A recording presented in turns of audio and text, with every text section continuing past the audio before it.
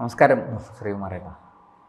നമ്മുടെ കോൺഗ്രസ് ഒരു തലമുറ മാറ്റത്തിലാണ്. കേരളത്തിലെ കോൺഗ്രസ് ശരിക്കും പറഞ്ഞാൽ നെഹ്റുവിൻ്റെ കുടുംബം അല്ലെങ്കിൽ നെഹ്റുവിയൻ കോൺഗ്രസ് എന്ന് ബാക്കി നിൽക്കുന്നത് കേരളത്തിലാണെന്ന് പറയും. അതുകൊണ്ട് കേരളത്തിലെ കോൺഗ്രസിൻ്റെ രാഷ്ട്രീയം എല്ലാവരും ശ്രദ്ധയോടെ നോക്കുകയാണ്. അതിൽ ഇപ്പോൾ ഒരു തലമുറ മാറ്റം സംഭവിക്കാൻ പോവുകയാണെന്ന് പരക്കെ പറയുന്നുണ്ട്. പുതിയ KPCC പ്രസിഡൻറ്റിനെ തിരഞ്ഞെടുക്കണം. എന്താണ് ഹൈക്കമാൻഡ് ഉദ്ദേശിക്കുന്നത്? കേരളത്തിലെ നേതാക്കളെല്ലാവരും ഈ ഭൈമീ കാമുകന്മാരായിട്ട് ഇങ്ങനെ എന്നെ തിരഞ്ഞെടുക്കും എന്ന് പ്രതീക്ഷിച്ചിരിക്കുകയാണ്. എന്താണ് ശ്രീകുമാരേട്ടൻ ഈ കാര്യത്തിൽ പറയാനുള്ളത്? ശരിയാണ്, ഈ ഭൈമീ കാമുകന്മാരെന്ന് പറയുന്ന ഒത്തിരി പേരുണ്ട്. പക്ഷേ വളരെ കൃത്യമായിട്ടും താങ്കൾ ആദ്യം പറഞ്ഞതുപോലെ കോൺഗ്രസ് ഒരു കൃത്യമായ തലമുറ മാറ്റത്തിന് ഭാഗമായിരിക്കുകയാണ് കേരളത്തെ സംബന്ധിച്ചിടത്തോളം. അതിൻ്റെ ഒരു യുവജനങ്ങളുടെ ഒരു നേതൃത്വത്തിലേക്ക് കേരളത്തിലെ കോൺഗ്രസ് വരികയാണെന്നാണ് അതായത് തീർച്ചയായും കൃത്യമായിട്ടും ചെറുപ്പക്കാരുടെ കയ്യിലേക്ക് കോൺഗ്രസ് എത്തുകയാണ് കേരളത്തിൽ. അതല്ലാതെ നിലനിൽപ്പില്ലെന്ന് അവർ മനസ്സിലാക്കിയിട്ടുണ്ട്. അതിനേക്കാൾ ഉപരി അങ്ങനെ എത്തിച്ചേരുകയാണ്. ഈ കോൺഗ്രസ് രാഷ്ട്രീയം ശ്രദ്ധിച്ചു കഴിഞ്ഞാൽ നമുക്ക് മനസ്സിലാക്കാൻ കഴിയുന്ന ചില കാര്യങ്ങളുണ്ട്. ഇപ്പോൾ യഥാർത്ഥത്തിൽ KPCC പ്രസിഡൻറ്റിൻ്റെ അനാരോഗ്യം ഒരു ഘടകമാണ് അദ്ദേഹത്തിന്. അത് അദ്ദേഹം തന്നെ സമ്മതിക്കുന്നൊരു വസ്തുതയാണ്. പക്ഷെ അതിനപ്പുറം ഈ കേരളത്തിലെ കോൺഗ്രസ് രാഷ്ട്രീയത്തിൽ നമ്മൾ ശ്രദ്ധിക്കുമ്പോൾ മനസ്സിലാക്കുന്നത് ഈ 1967 കോൺഗ്രസിന് ഭീമമായൊരു പരാജയം കേരളത്തിലുണ്ടായത്. പണ്ടും സ്ഥിതി വലിയ ഗംഭീരമൊന്നും ആയിരുന്നില്ല. തിരുവിതാംകൂറിലും തിരുക്കൊച്ചിയിലുമൊക്കെ സത്യത്തിൽ എത്ര മന്ത്രിസഭകൾ ഉണ്ടാവുകയും മാറുകയും ഒക്കെ ചെയ്തു. കോൺഗ്രസ് ജാതി മത വർഗീയ ശക്തികളുടെയൊക്കെ പിടിയിലായിരുന്നത് കോൺഗ്രസിനകത്ത് തന്നെ. പുറത്തുള്ള വർഗീയ ശക്തികളല്ല ഞാൻ ഉദ്ദേശിക്കുന്നത്. കോൺഗ്രസിനകത്ത് തന്നെ ജാതി സമവാക്യങ്ങളാണ് കൃത്യമായിട്ടും നായർ ക്രിസ്ത്യൻ നായന്മാരിൽ തന്നെ ഇങ്ങനെയൊക്കെയുള്ള രീതിയിലാണ് കേരളത്തിലെ തിരുവിതാംകൂറിലെയും തിരുക്കൊച്ചിയിലെയും കോൺഗ്രസ് രാഷ്ട്രീയം സ്വാതന്ത്ര്യ പ്രാപ്തിക്ക് ശേഷം പൊക്കൊണ്ടിരുന്നത്. പക്ഷേ മലബാറിൽ അങ്ങനെയല്ലായിരുന്നു. മലബാറിലാണ് KPCC രൂപപ്പെട്ടത്. മലബാറിലൊക്കെ ആയിരുന്നുകൊണ്ട് അത് മദ്രാസ് പ്രവിശ്യയുടെ ഭാഗമായിരുന്നത് കൊണ്ട് അവിടെ വ്യത്യസ്തമായിരുന്നു. ഇവിടെ ഇങ്ങനെയായിരുന്നു. അങ്ങനെ ഇരിക്കുകയാണ്. അതുകൊണ്ടൊക്കെ കൂടിയാണ് ഒരു കാരണമാണ് 1957 ഇവിടെ കമ്മ്യൂണിസ്റ്റ് മന്ത്രിസഭ.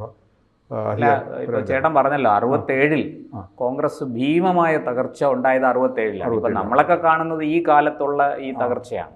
പക്ഷെ 67 സംഭവിച്ചെന്താണെന്ന് വെച്ച് കഴിഞ്ഞാൽ വിമോചന സമരാനന്തരം 57 കമ്മ്യൂണിസ്റ്റ് മന്ത്രിസഭ ആയിരുന്നു. അതാണ് ഞാൻ പറഞ്ഞു വന്നത്. 59 ആ മന്ത്രിസഭയെ ഡിസ്മിസ് ചെയ്തു. അത് കഴിഞ്ഞ് 60 പട്ടംതാണുപിള്ളയുടെ നേതൃത്വത്തിൽ മന്ത്രിസഭ, അതായത് കോൺഗ്രസും മുസ്ലിം ലീഗും PSPയും ചേർന്ന മുന്നണി അധികാരത്തിൽ വന്നു. അന്ന് ജവഹർലാൽ നെഹ്റു മുസ്ലിം ലീഗിനെ ചത്ത കുതിര എന്ന് വിശേഷിപ്പിച്ചിരിക്കുന്ന സമയമാണെന്ന് ഓർക്കണം. മന്ത്രിസഭയിൽ മുസ്ലിം ലീഗിനെ ചേർക്കാൻ പറ്റത്തില്ല എന്ന് കൃത്യമായ നിലപാടെടുത്തു.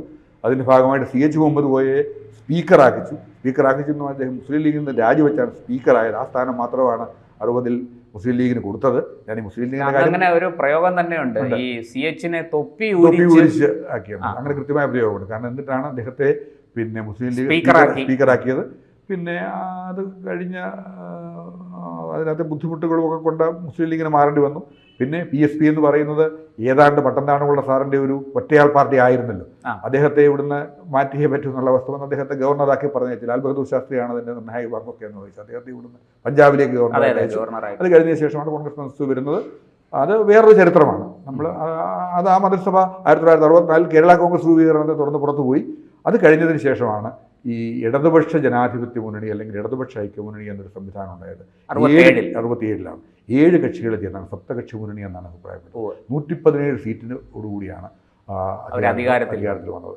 കോൺഗ്രസ് ഒറ്റയ്ക്കാണ് മത്സരിച്ചത്. അതിനും ചില കാരണമുണ്ട്. കേരള കോൺഗ്രസുമായി ചേർന്ന് മത്സരിക്കാൻ കോൺഗ്രസിന് അന്നത്തെ KPCC പ്രസിഡന്റ് KC അബ്രഹാം ആയിരുന്നു. അദ്ദേഹത്തിന് അവർ കോൺഗ്രസ് വളർത്തി പോയതുകൊണ്ട് കേരള കോൺഗ്രസുമായിട്ടൊരു ഐക്യത്തിന് താല്പര്യമില്ലായിരുന്നു. കേരള കോൺഗ്രസും ഒറ്റയ്ക്കാണ് മത്സരിച്ചത്. 1965 ഉപതെരഞ്ഞെടുപ്പിൽ മത്സരിച്ച് കോൺഗ്രസിന് 36 സീറ്റ് കിട്ടി. കേരള കോൺഗ്രസിന് 26 സീറ്റ് ലഭിച്ചു എന്നുള്ളതാണ് അതിൻ്റെ പ്രത്യേകത. 24 സീറ്റിൽ കേരള കോൺഗ്രസ് കുതിരച്ചിഹ്നത്തിൽ ആദ്യമായിട്ട് മത്സരിക്കും. 24 സീറ്റിൽ അങ്ങനെയും 2 സീറ്റ് ഒരു സ്വതന്ത്രനും ഈ ചാത്തന്നൂർ തങ്കപ്പൻ പിള്ള എന്ന സ്വതന്ത്ര പാർട്ടിയായിട്ട് തന്നെയാണ് മത്സരിച്ചത്. അദ്ദേഹവും കേരള കോൺഗ്രസ് ചേർന്ന് അങ്ങനെ 26 സീറ്റ് കിട്ടി. ആർക്കും ഭൂരിപക്ഷം കിട്ടിയില്ല. കോൺഗ്രസിനും കേരള കോൺഗ്രസിനും ചേരാനുള്ള സാഹചര്യം വന്ന KC അബ്രഹാമിനെ പോലെയുള്ള നേതാക്കന്മാരെ എതിർത്തത് കൊണ്ട് അത് നടന്നില്ല. കേരളം കണ്ട ദീർഘമായ പാർലമെന്റ് ഒരു ഈ രാഷ്ട്രപതി ഭരണം നടത്തിയത് എന്നാണ്. അതിനുശേഷമാണ് 67 തെരഞ്ഞെടുപ്പ് നടക്കുമ്പോഴേക്കുമാണ് EMS നമ്പൂതിരിപ്പാടിൻ്റെ നേതൃത്വത്തിൽ സപ്തകക്ഷി മുന്നണി അധികാരത്തിൽ. അപ്പം മുസ്ലിം ലീഗുമായിട്ട് അല്പം ഒരു ധാരണ നേരത്തെ 65-ലെ തെരഞ്ഞെടുപ്പിലും CPM ഉണ്ടാക്കിയിരുന്നതാണ്, CPM ഉണ്ടാക്കിയിരുന്നാണ് പറയുന്നത്. ഏതായാലും അന്ന് പിന്നെ CPIക്ക് ആകെ മത്സരിച്ച് 2 സീറ്റോ കിട്ടിയുള്ളൂ. CPIക്ക് എല്ലാവരും കേരളത്തിൽ ഒറ്റയ്ക്ക് മത്സരിച്ച ഒരു തെരഞ്ഞെടുപ്പ് എന്ന് പറയുന്നത് 65-ലെ ഉപതെരഞ്ഞെടുപ്പാണ് കേരളത്തിലെ രാഷ്ട്രീയം. അത് കഴിഞ്ഞ് പിന്നെ മുന്നണി രാഷ്ട്രീയമേ കേരളത്തിൽ ഉണ്ടായിട്ടുള്ളൂ. അങ്ങനെയാണ് 67-ല് ഈ സപ്തകക്ഷി മുന്നണി അധികാരത്തിൽ വരികയും വമ്പിച്ച ഭൂരിപക്ഷത്തോടുകൂടി അധികാരത്തിൽ വരികയും പിന്നെ കോൺഗ്രസ് 117 സീറ്റ് കിട്ടി. 9 സീറ്റിലേക്ക് കോൺഗ്രസ് ചുരുങ്ങി. കേരള കോൺഗ്രസിന് 5 സീറ്റേ കിട്ടിയുള്ളൂ. അത് കോൺഗ്രസും കേരള കോൺഗ്രസും ഒന്നും വ്യത്യസ്തമായിട്ടാണ് മത്സരിച്ചത്. ഈ കോൺഗ്രസിന്റെ ചരിത്രം വളരെ രസകരമാണ്. ഇപ്പോൾ നമുക്ക് ഈ പറയുന്നത് പോലെ KPCC പ്രസിഡന്റ് അടക്കം ഒരു തലമുറ മാറ്റം കോൺഗ്രസിൽ വരികയാണെന്ന് അങ്ങ് സൂചിപ്പിച്ചല്ലോ. അല്ല, ഞാൻ ഇതിന് മുമ്പത്തെ തലമുറ മാറ്റത്തെ പറ്റിയാണ് പറയുന്നത്.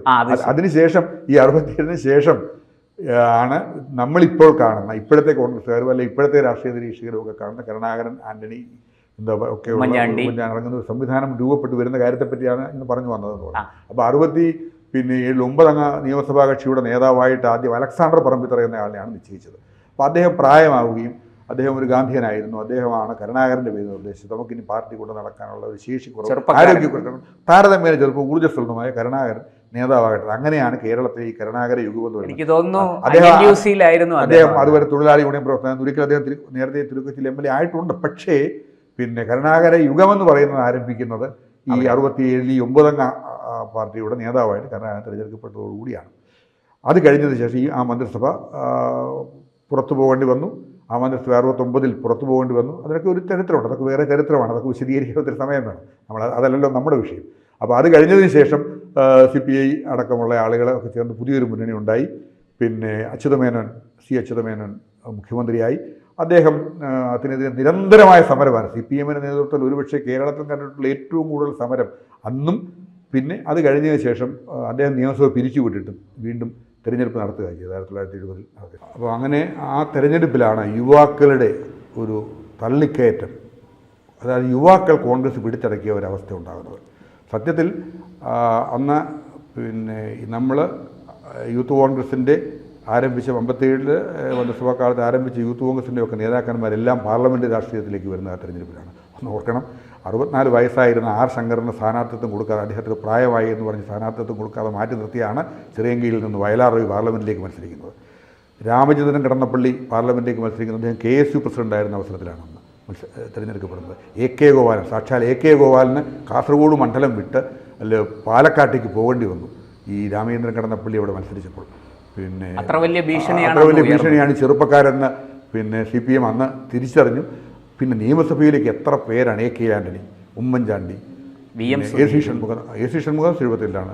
പിന്നെ VM സുനിൽ, AK ആൻ്റണി, പിന്നെ ഉമ്മൻചാണ്ടി, കോട്ടറ ഗോപാലകൃഷ്ണൻ പരാജയപ്പെടുത്തിയത് R. ബാലകൃഷ്ണപിള്ളയാണ്. AK ആൻ്റണി പരാജയപ്പെടുത്തിയത് N. പ്രഭാകരത്തണ്ടാന്ന് പറഞ്ഞ CPM-ന്റെ നേതാവിനെയാണ്. ഉമ്മൻചാണ്ടി നമുക്കറിയാവുന്നതുപോലെ പിന്നെ പരാജയപ്പെടുത്തിയത് പിന്നെ EM ജോർജ് എന്ന് പറയുന്ന അവിടുത്തെ CPM നേതാവിനെയാണ്. CPM-ന്റെ പുതുപ്പള്ളി പരാജയപ്പെടുത്തിയത്. അങ്ങനെ യൂത്ത് കോൺഗ്രസ്സുകാർ, ചെറുപ്പക്കാർ കോൺഗ്രസ്സുകാർ, അവരാണ് സത്യത്തിൽ ഒരു ഊർജ്ജമായി മാറി കോൺഗ്രസിനെ മല്ലീശ്വരൻ്റെ വില്ല് പോലെ ഒടിഞ്ഞു കിടന്നെന്ന് കോൺഗ്രസിനെ പിന്നെ കരുണാകര യുഗം അവരിൽ കരുണാകരൻ്റെ പ്രഭാവം ആരംഭിച്ചു വരുന്നില്ല. കാരണം അപ്പോൾ മന്ത്രിസഭയിലില്ല. ഇവർ യൂത്ത് കോൺഗ്രസ്സുകാരാണ് മന്ത്രിസഭയിൽ ചേരുന്നത് സമ്മതിക്കാതിരുന്നത്. അങ്ങനെ ഇരുന്ന് അവസാനം CPI-യിൽ നിന്ന് പിന്നെ കേസിൻ്റെ ഒരു അന്വേഷണ കമ്മീഷൻ്റെ പേരിൽ M. ഗോവിന്ദൻ നായരെയും TV തോമസിനെയും മാറ്റി നിർത്തിയിരിക്കുകയായിരുന്നു. അവരെ കുറ്റക്കാരല്ലെന്ന് പറഞ്ഞൊരു മുള്ള കമ്മീഷൻ എന്ന് പറഞ്ഞൊരു കമ്മീഷൻ വിധിച്ചതിന് ശേഷം M. ഗോവിന്ദൻ നായരെയും TV തോമസിനെയും അച്യുതമേനോനും മന്ത്രിസഭയിലേക്ക് തിരികെ കൊണ്ടുവന്നപ്പോൾ കരുണാകരൻ്റെ ശൃഗാല ബുദ്ധി അന്ന് തൊട്ട് പ്രവർത്തിച്ചു തുടങ്ങി. കരുണാകരൻ ചെന്ന് ഇന്ദിരാഗാന്ധിയേക്കാൾ ഇതുപോലുള്ള പ്രഗത്ഭന്മാരിരിക്കുമ്പോൾ നമ്മൾ മന്ത്രിസഭയിലില്ലെന്നുണ്ടെങ്കിൽ ഇത് വലിയ വിഷയത്തിലേക്ക് പോകുമെന്ന് പറഞ്ഞ് അങ്ങനെയാണ് കരുണാകരൻ ആഭ്യന്തരമന്ത്രിയായിട്ട് മന്ത്രിസഭയിൽ ചേരുന്നത്. പക്ഷേ അങ്ങനെ ചേരുന്നു എന്ന് പറയുമ്പോഴും പിന്നെ എന്താ പറയുക നിയന്ത്രണം യൂത്ത് കോൺഗ്രസ്സുകാർക്കുണ്ടായിരുന്നു. പക്ഷേ കരുണാകരൻ ആഭ്യന്തരമന്ത്രി ആയിരുന്നു. അടിയന്തരാവസ്ഥ വന്നു. അങ്ങനെ വന്നപ്പോഴത്തേക്ക് കരുണാകരൻ്റെ കയ്യിലേക്ക് പാർട്ടിയുടെ നിയന്ത്രണം പോയി. അങ്ങനെ കൃത്യമായി നടക്കുന്നു. പക്ഷേ ഈ യൂത്ത് കോൺഗ്രസ് എന്ന് പറയുന്നൊരു വിഭാഗം അല്ലെങ്കിൽ യുവജനങ്ങൾ കോൺഗ്രസിൻ്റെ നേതൃനിരയിലേക്ക് അന്ന് എത്തിയതാണ്. നമ്മൾ രാഷ്ട്രീയം ശ്രദ്ധിച്ചാൽ, കേരളത്തിലെ കോൺഗ്രസ് ശ്രദ്ധിച്ചാൽ അന്ന് തൊട്ട് ഇന്ന് വരെ പിന്നെ യുവജനങ്ങൾ മത്സരിച്ചാൽ കോൺഗ്രസ്സിൽ പരാജയപ്പെടാറില്ല പൊതുവെ. ഒരു യൂത്ത് കോൺഗ്രസ് പ്രസിഡന്റും മത്സരിച്ച് അതാണോ പാലക്കാട് കണ്ടത്? അതാണ് അതും കൂടിയാണ് പാലക്കാട്. ഞാൻ പറഞ്ഞ അതിന് ശേഷം ഇങ്ങോട്ട് ഇതിനകത്ത് രസകരമായ വസ്തുത 70-ൽ കയറിയ യൂത്തന്മാരെല്ലാവരും അവർ ഒഴിഞ്ഞു മാറും. ഉമ്മൻചാണ്ടി മരിച്ചാണ് സത്യത്തിൽ നിയമസഭാ സ്ഥാനം ഒഴിഞ്ഞത്. അവരെ മാറിക്കൊടുത്തില്ല എന്നൊരു വസ്തുത അവിടെ നിൽക്കുന്നത്. എങ്കിൽ പോലും അതിനിടയിൽ മത്സരിച്ച യൂത്ത് കോൺഗ്രസ് പ്രസിഡന്റുമാരാരും കേരളത്തിൽ മത്സരിച്ച് തോറ്റിട്ടില്ല. KSU പ്രസിഡന്റുമാരുണ്ട്. പക്ഷേ ഒന്ന് പറയാതിരിക്കും, എനിക്ക് തോന്നുന്നു ഒരു അപവാദം ലിജു മാത്രമായി. അല്ല, ഞാൻ പറഞ്ഞത് പൊതുവെ അങ്ങനെയാണ്. KC വേണുഗോപാൽ ആദ്യം മത്സരിച്ചപ്പോൾ പരാജയപ്പെട്ടു. കാസർഗോഡ് നിന്ന് ലോക്സഭയിലേക്ക് മത്സരിച്ചപ്പോൾ പരാജയപ്പെട്ടു. പക്ഷേ എങ്കിലും പിന്നീടാണ് അദ്ദേഹം ആലപ്പുഴ തന്നെ തട്ടകമായി സ്വീകരിച്ചത്. ഈ നമ്മളെത്ര രമേശ് ചെന്നിത്തല, പന്തളം സുധാകരന്, പിന്നെ ഒടുവിൽ അടൂർ പ്രകാശ്, PC വിശ്വനാഥ്, ഇവരൊക്കെ മത്സരത്തിൽ ആദ്യ തവണ ഇവർ ആരും പരാജയപ്പെട്ടിട്ടില്ല. കാരണം അത് കേരളത്തിലെ എന്നും നമ്മൾ ശ്രദ്ധിച്ചാൽ അങ്ങനൊരു കാര്യം കോൺഗ്രസ് രാഷ്ട്രീയത്തിൽ നമ്മൾ കാണുന്നുണ്ട്. അത് തിരിച്ചറിഞ്ഞിരിക്കുന്നു എന്നാണ് ഇപ്പോഴത്തെ ഒരു സാഹചര്യം നമ്മളെ പഠിപ്പിക്കുന്നത്. അവരെ പഠിപ്പിക്കുന്നതാണ്. നമ്മൾ അവരെ നിരീക്ഷിക്കുമ്പോൾ നമുക്ക് മനസ്സിലാകുന്നത് അങ്ങനെയാണ്.